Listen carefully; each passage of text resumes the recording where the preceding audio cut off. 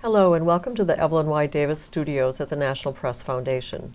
Today we're talking about an award-winning project on Florida's mental health hospitals called Insane, Invisible, in Danger.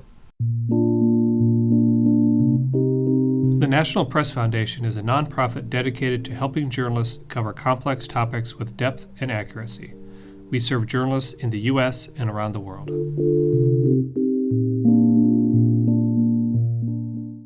I'm Sandy Johnson, president of the National Press Foundation. With me are three journalists whose reporting on mental health hospitals in Florida has won numerous prestigious awards.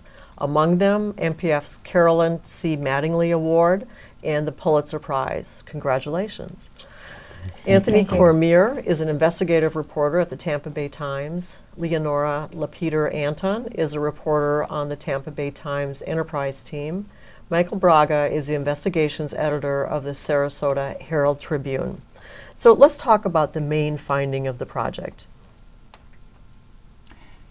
Well, the main finding was that after years of a philosophy in Tallahassee where the thought was that you could always find room in government budgets to cut, about $100 million was reduced from the mental hospital budgets, which was about a quarter of all their money.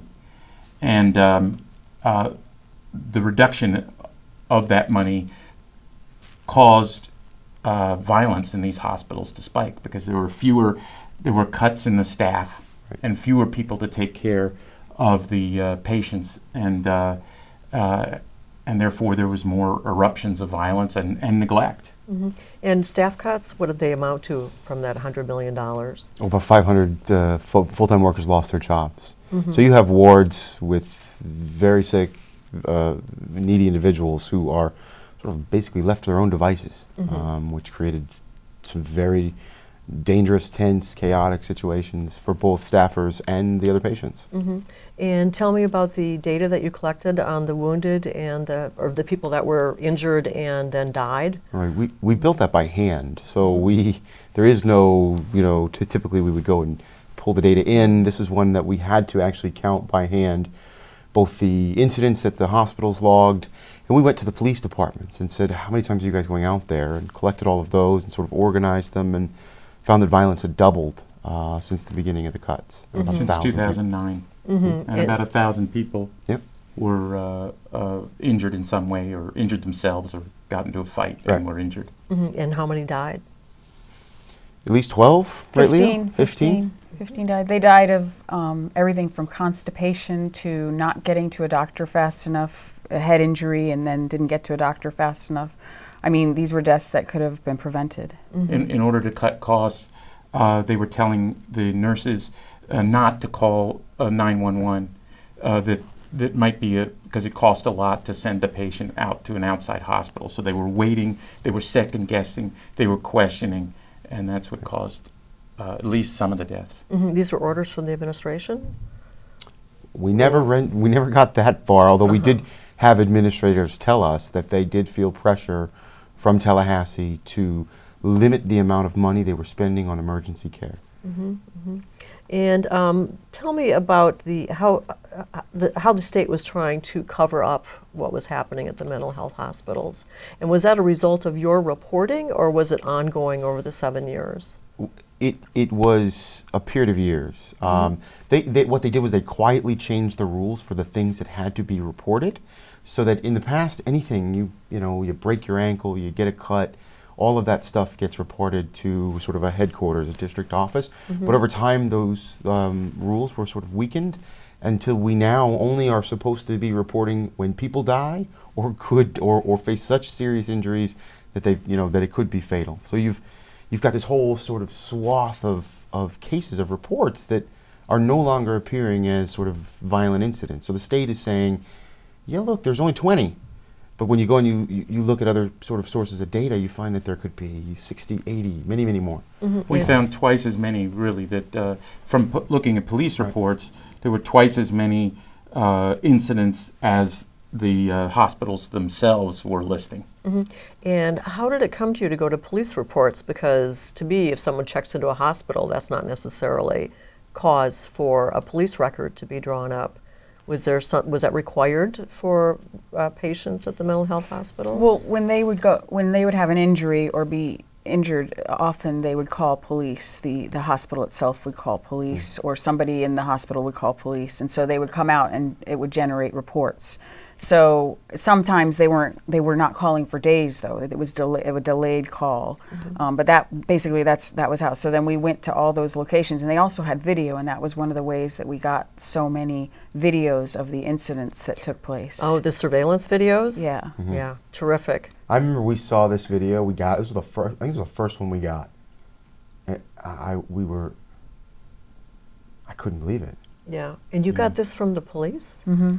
So all the surveillance videos, the police had asked for them, or did you have to FOIA the state? Yeah, or- with the state attorney's office or the police department. The state, we FOIA'd the state, and they said no, you can't have any of them, even though they are a public record. They used a sort of really weird exemption, so we sort of went around them to find them. But not every Right. sheriff's or police agency would have let us have them. So we went then to the state attorneys, and We In their only found discovery some file. police departments would give them to us. Others would not. They would cite things like security of the building and that kind of thing.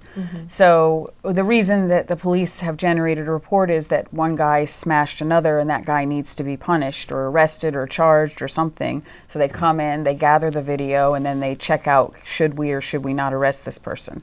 And that's how these reports were generated. So then we matched those up against what are called critical incident reports that the state generates, and we found way more police reports than critical incident reports that the state generates.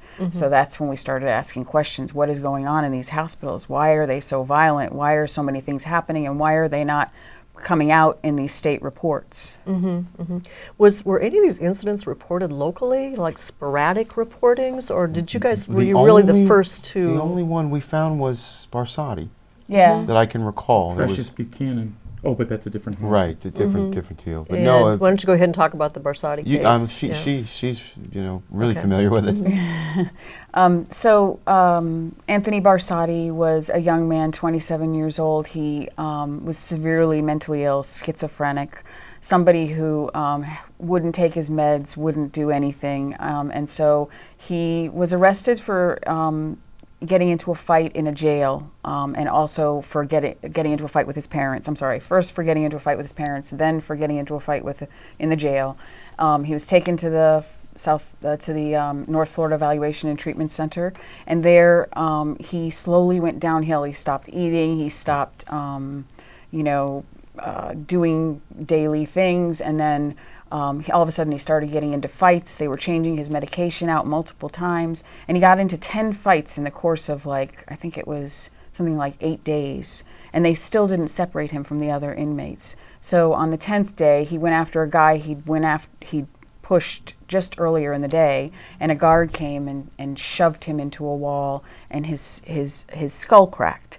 Well, they put him back in his room, and he slowly, bled into his brain.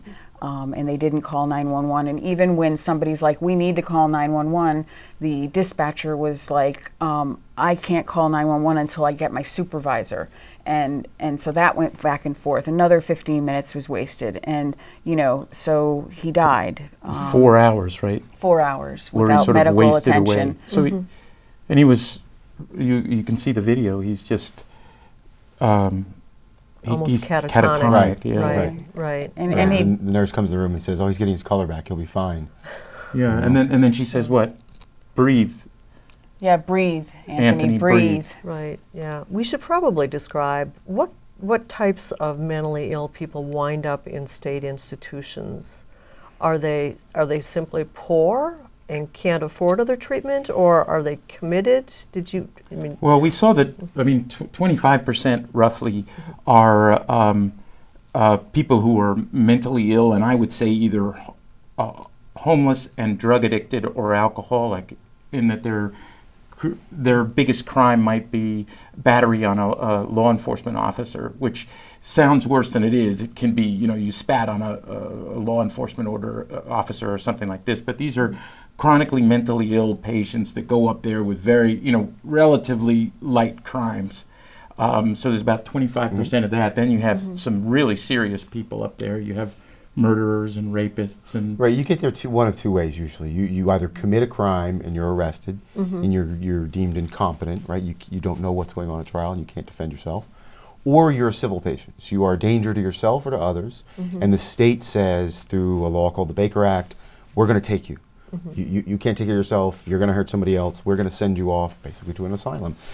You're right, the vast majority of the people who do wind up there either have no family, no loved ones, no insurance, no money to be able to afford a placement in the community, placement in a different sort of setting. So yeah, we find the people that are there civilly, they're committed, are generally poor, and like you said, they're generally. And sometimes the people that are arresting them are feeling like they're doing something good for them by sending them to these mental hospitals. And then the other thing is that they mix the civil patients and the criminals. So somebody, your aunt throws a glass through a window or whatever, and she gets taken away and goes there, and then somebody else commits murder, and they get around, and their rooms can be right next door to each other. I mean, I think they try to keep them separated, but they really don't. So civil patients and criminal patients are mixed together, and so people end up getting hurt. I think that was one of the biggest findings of our investigation, is that you're not protected, you're not safe in these places. You can get hurt really bad. Patients get into these fights, they don't respond, and the fights are really horrific. They pummel each other to the death practically. And we had one patient who got into a fight one day, or these two men, they beat him up. He came back the next day, squirted some urine on them, and then they stomped him to death, and he died at Florida State Hospital.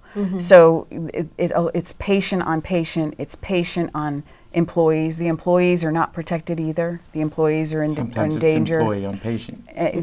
Sometimes it's employee on patient. So it's just become a chaotic environment. Let's talk about the staffer whose face was slashed. Who's most familiar with that story? She was she had worked there for about 6 months, I'd say. They're called unit treatment rehab specialists. They're like orderlies. Yeah, orderlies. Tanya Cook was her name, and she often walked that ward by herself. With somebody maybe on another floor, another employee on another floor. And she would check off, okay, so-and-so's in their room, so-and-so's in their room. And on this day, she went into a community room, and, this guy came along, and he had a TV antenna that he had, filed to a jagged edge, and he stabbed her in the face 4 times with the antenna. There was nobody around to protect her. Other mental patients, including a man who had dismembered somebody. For his crime was dismembering somebody and throwing their parts in the woods. They protected her from this person. So in Australia, we had seen that they actually have nurses that work on the wards, and the nurses can really see, they're trained, and they can see whether somebody is going to have a breakdown ahead of time, and they can head it off. The hospitals in Florida are staffed by what one person we talked to described as bouncers.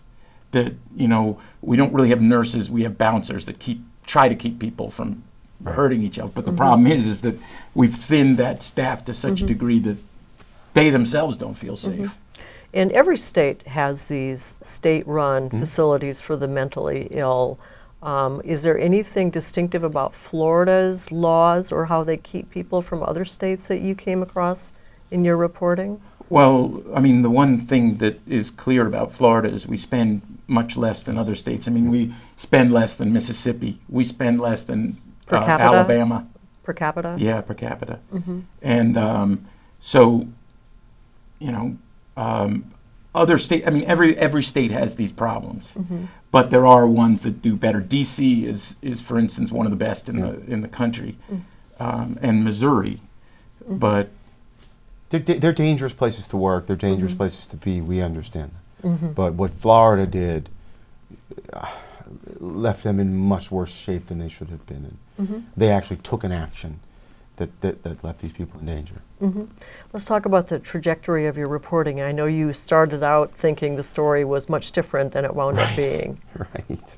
We thought we were going to be reporting on a hidden justice system, the people who get sent away to these places and they never get their day, they never get out because they're incompetent. Yeah, we thought that they were trapped in the system. We thought that somebody commits a small crime, like they leave, one lady left powder on a counter in a hospital, and they said it was anthrax, and it wasn't. But anyway, she gets put into a mental hospital and remains there for years, right? 10 years. 10 years.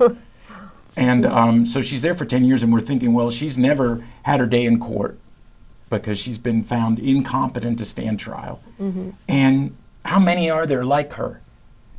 And we found there were an awful lot, but that there was often good reason for them to be there.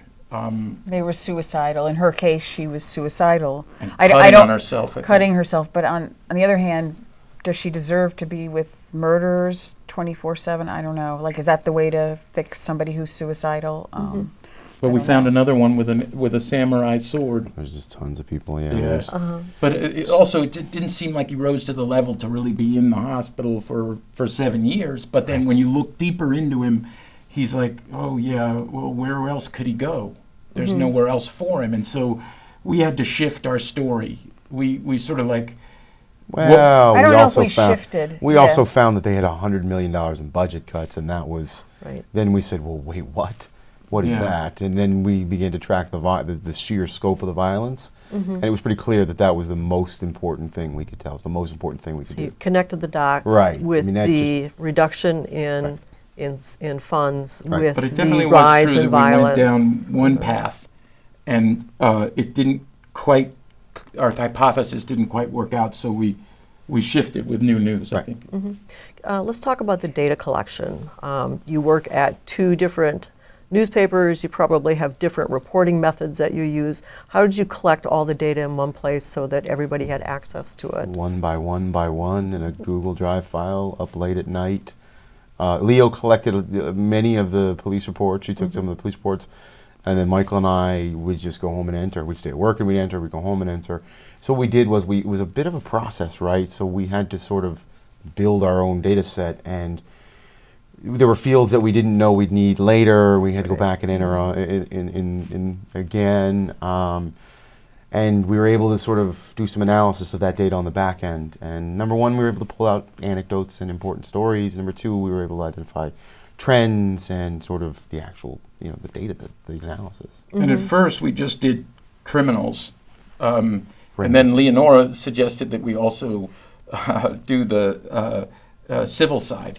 So The we Baker just- Acts. Right. Baker Acts and stuff like that. So we had to go back and create a whole nother set. Sorry.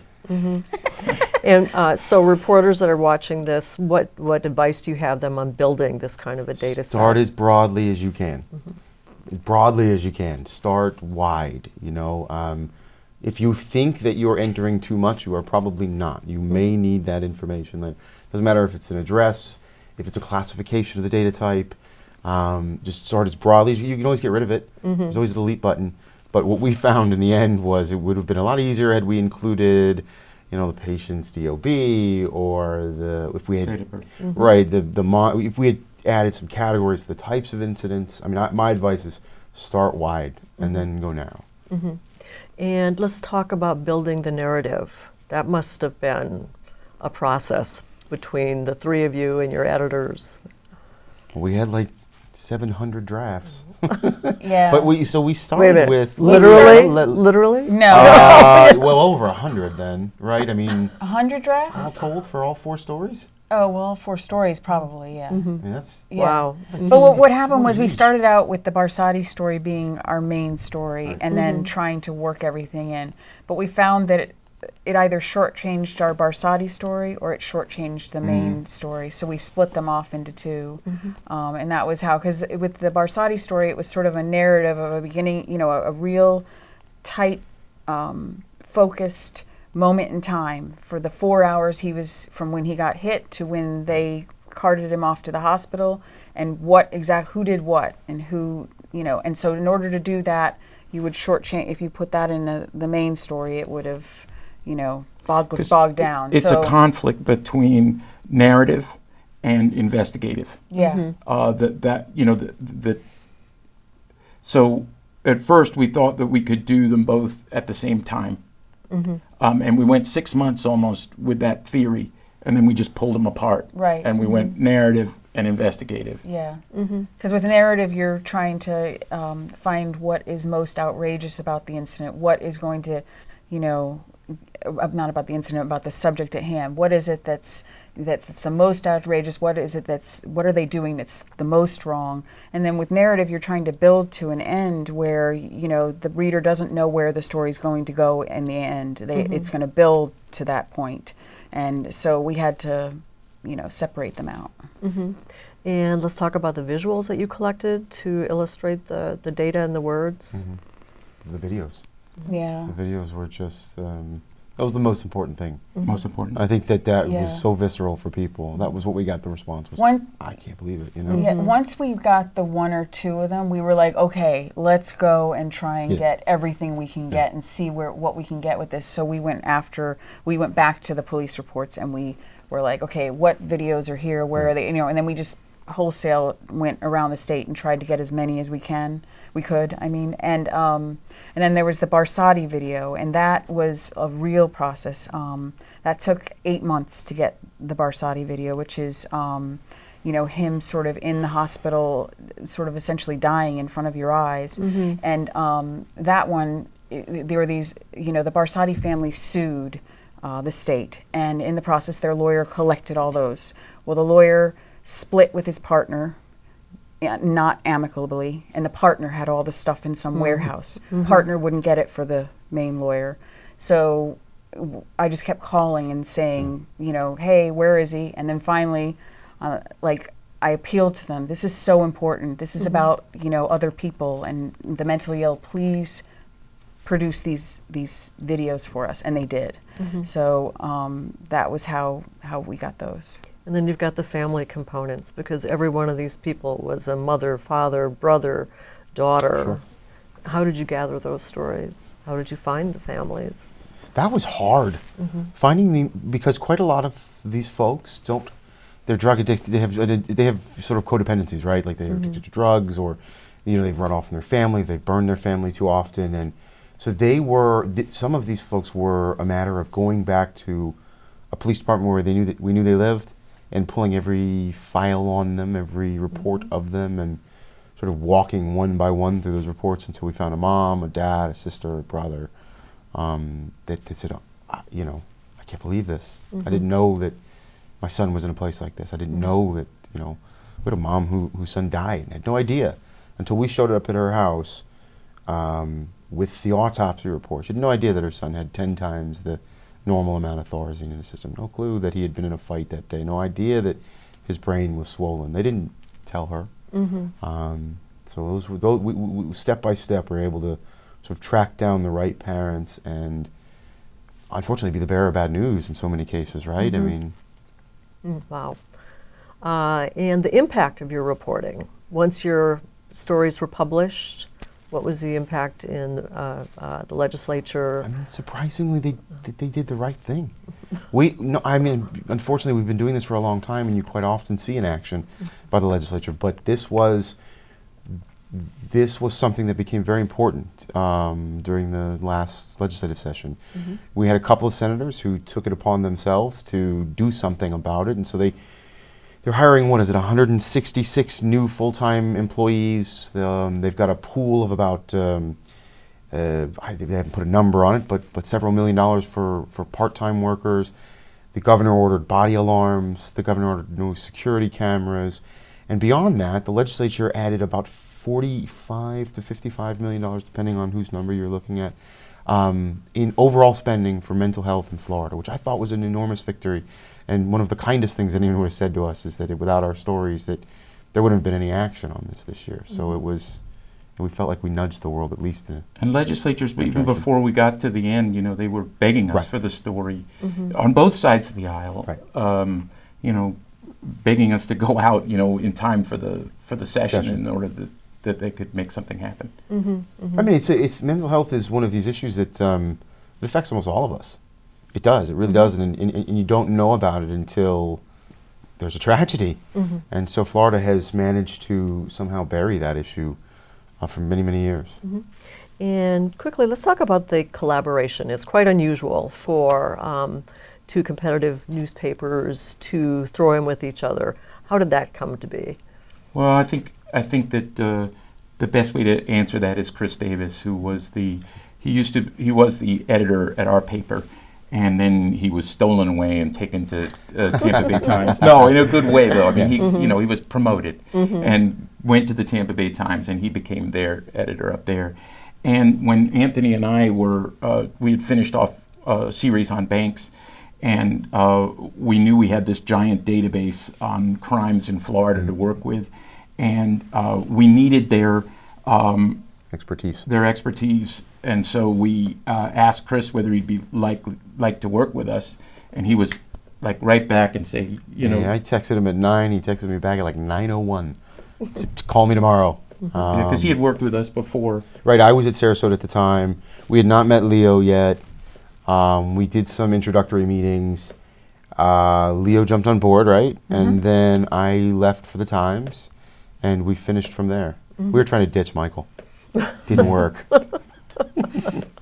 And the only reason that I had that investigative title, in the beginning, is because he left as the editor.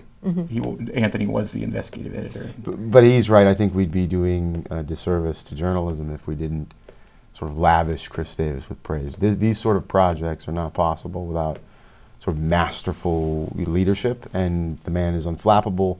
I'm frankly not sure he's a human being. He must have batteries somewhere. He's so tireless. He did 2 huge projects last year. He also did Failure Factories, which won a Pulitzer.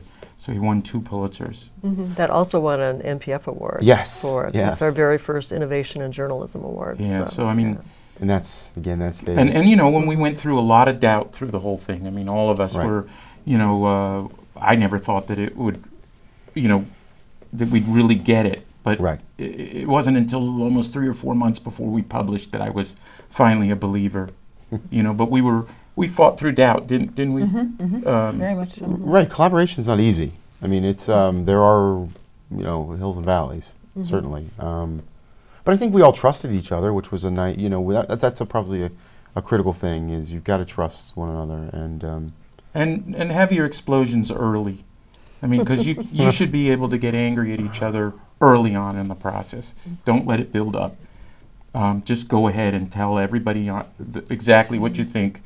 Don't you think, from an early stage? Sure. Yes. And because there are You work with somebody for 18 months, and you're going to fight with them eventually. Always.